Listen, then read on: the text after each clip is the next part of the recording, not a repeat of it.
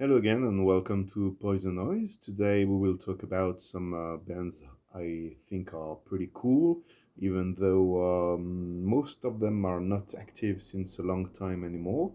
I will start with a band from the USA that is actually pretty interesting in the sense where it's primarily a hardcore band, but they sound a lot like a mix of Celtic Frost and Dream Death. So it's kind of a sludgy, raspy, and actually this band is not so well known outside some inner circles, but luckily recently, like 2 years ago or something, it's been re-released at last, and I want to introduce you to this excellent album called Trust Me by a band called Jim Jones and the Kool Ade Kids. So the band was formed around 83, 85 up to 89. They released actually two albums. The second one was released much later. It has not been released at the time when it was recorded, actually. So it's been re-released on a compilation that has been put out pretty recently. But it's in the same vein of this first album with this very Dream Death Celtic Frost vibe. I advise you to check this out because it's pretty powerful and it really stands a test of time, actually. And yeah, it's a band that did not put out that many recordings, but well, if you stumble across this record or at least the music online, I advise you to check it out because see, this is a typical hardcore band kind of picture.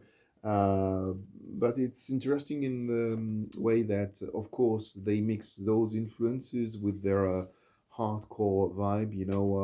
One of the guys used to say he was influenced by a band called Articles of Faith, which is more renowned in the hardcore world, and they liked it raspy and rough, and they kind of came up with this Alien for 1986 when this album was released. Not so many bands in the hardcore style were sounding like this, so it's really a curiosity, but not just because it is different. It's also interesting because it simply is good music. So I advise you to check out Jim Jones and the Kool Ade Kids if you can. So now let's go and visit a band that I really adore since a long time already. It starts finally to get some recognition and getting the cult status. Well, it's a band that sadly released only one album and a handful of EPs. I can start with this one released on French label called Thrash Records back in the days. This is Revenant. You might have heard of this band because some other well more established people like John McEntee from Incantation were active in Revenant before they formed Incantation. So this band is actually pretty interesting and dear to me. They come from New Jersey and they were active for something like 10 years in between 1985 up to 1995. And after that EP, which I just showed you, they would actually sign to Nuclear Blast Records, and they released this incredibly great album. Fact is, the band has never been fully satisfied with the sound of this recording, but me as a fan, same as for many fans, really adore this album. And later on, they just released another EP just after the album. This one on Rage Records, and it's still in the same vibe actually. But after one or two more EPs, they called it quits quite uh, yeah, quite soon actually, which is sad because this band started to get some buzz and some good recognition For a band with not so many records under their belts, they were able to tour in the early 90s with Gorefest throughout Europe, and it was a big deal for them. And I saw a handful of videos from this tour, and you can tell they were really on fire. This was a really, really good band. Revenant can be described as early death metal, where the thrash metal influences are very important. And yet, it's not just thrash metal meets death metal. It has this somehow progressive side to it. Um, think of the complexity of Morbid Angel, which they played with back in the days, of course. And it's really nice because I really love this time when thrash and death metal were still bound together and gave those bands that were too thrash to be death metal and too death metal to be thrash metal. So they were really friends with another band from their area, which you might know of, called Ripping Corpse. Ripping Corpse is well known nowadays for having Eric Rutten in their ranks. So later on, he went to join Morbid Angel, and then he had Hate Eternal, and now he plays with Cannibal Corpse. So this is a pretty well established name in the game. Still, this band and this album are really special to me because even though the production might sound a bit dated nowadays, well, I still love it, and I think it is a kind of extreme metal that you don't hear so often anymore. It's really representative from that point in time between the late 80s and very early 90s, and it's like a fragile bubble, and nobody sounds like them anymore, and nobody sounded like them before.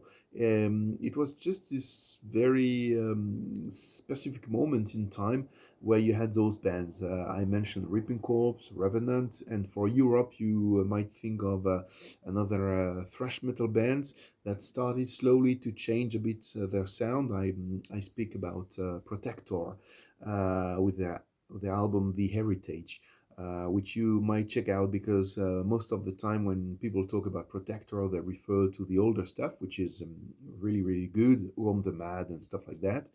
But this album from 91, if I'm not mistaken, is in the same league as those Revenant and Ripping Corpse way of sounding. So if you're interested in this very peculiar way of sounding in extreme metal back in those late 80s, early 90s, you might as well check out Revenant. And it feels good as well to see that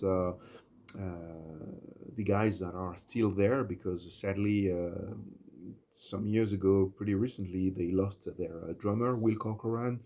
But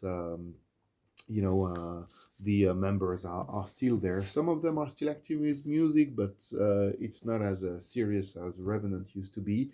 And actually, Henry Vegian, you can see him here, now has much less hair. They are much grayer, and he has a career as a teacher in an American university, and he's a very, very nice bloke, very interesting to talk to, and still pretty much interested in everything metal and music. So yeah, I advise you to check this out because this is really a band that I still worship up to these days, and I come back regularly to their catalog.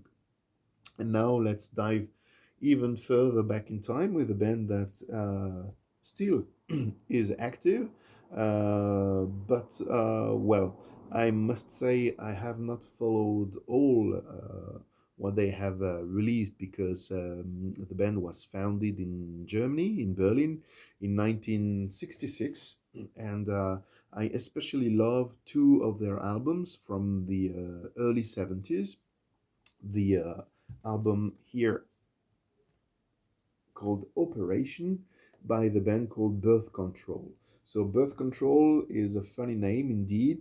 This is a band that well, is in between proto hard rock, prog rock.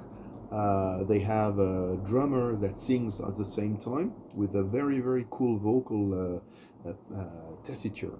And it's fun because back in those late 60s, early 70s, there was a speech by the Pope of the time, and he talked about birth control, and they kept the name. And actually, you can see here this huge insect eating babies, and inside there is this killer drawing of the band members feeding on babies, and they are absorbed into this half insect, half machine, and they are shot out as spermatozoids. So it's pretty funny and triggering for the time, as you can see. And here you see a picture of the Pope. So of course, visually it's really entertaining and fun and provocative, but the music is very, very good. um yeah, it sounds like no other band from Germany at the time. It's more, I would say, kind of American sounding, but still with its own touch and personality. So this is a very good first album, which I listen to a lot. I have to say, it's always a pleasure. It's from 1971, and then came this other album just 1 year or two later. Just 1 year later, in '72, this album is called Hood Man. Look at that cover. This artwork is just insane, and once again, you have that. Reference to birth control with this woman toying with this poor guy, and it's actually a pretty sick cover art, which I really love. And there inside, you can see here the picture of the band members, and here this picture reminiscent of In Rock by Deep Purple, but with a much lower artistic budget, I have to say. But still, the music is very cool, and it has a song that became a hit for the time called Gamma Ray. Gamma Ray, you might have heard of because of a band from Germany called Gamma Ray with Halloween members. And actually, yeah, this is almost dancing kind of Macarena vibe, and I'm speaking about that because Macarena, the song that everybody knows about, was sampling parts of that track, Gamma Ray, which I really enjoy much more compared to the Macarena song anyway. But still, I have to say, maybe my favorite song on this album is called Suicide. It has almost a Frank Zappa kind of vibe in the vocal departments and in the music. So it's a very curious band that dares to threads all over the place. So it's a feast for everybody into 70s rock, hard rock, and prog rock, birth control. So that's it for today. I hope you will enjoy this stuff as much as I do, and see you next time. Until then, peace, and don't be an asshole.